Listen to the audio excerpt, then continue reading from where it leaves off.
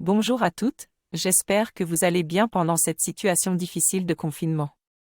Je voulais partager avec vous 5 conseils pour vous aider à dépasser cette situation. Tout d'abord, il est important de ne pas céder à la peur et l'angoisse, mais plutôt d'agir avec une énergie d'amour. Essayons de nous éloigner des médias qui ne font que ressasser le problème. Deuxièmement, profitons de ce temps pour nous et nos proches en faisant des choses que l'on n'a pas souvent le temps de faire. Troisièmement, prenons des exemples marquants, tels que celui du docteur Frankl pendant la Seconde Guerre mondiale, pour nous inspirer et trouver des ressources en nous. Faites le bilan de notre vie pour savoir si notre vie amoureuse, notre physique et notre bien-être sont satisfaisants.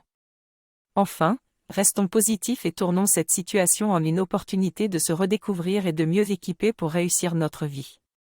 Il est important pour moi de voir les choses à travers une énergie d'amour et non de peur, donc je vais taper les gens négatifs et les médias qui ne me portent pas.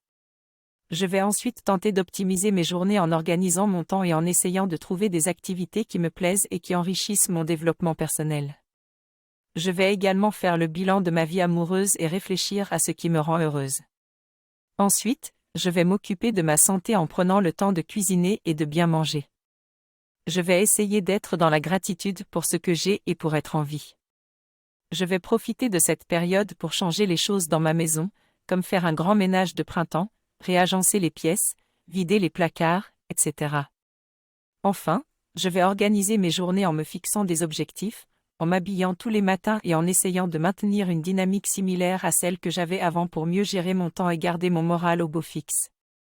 J'ai partagé mes conseils pour traverser une période difficile.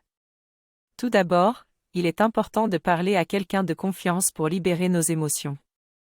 Ensuite, il faut prendre soin de soi en faisant du sport, en ayant une alimentation saine et en pratiquant des activités qui nous plaisent.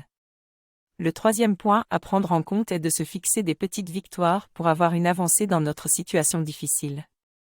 Enfin, il est important d'être reconnaissant et de se concentrer sur les bonnes choses de la vie pour sortir gagnant plutôt que de jouer le rôle de la victime.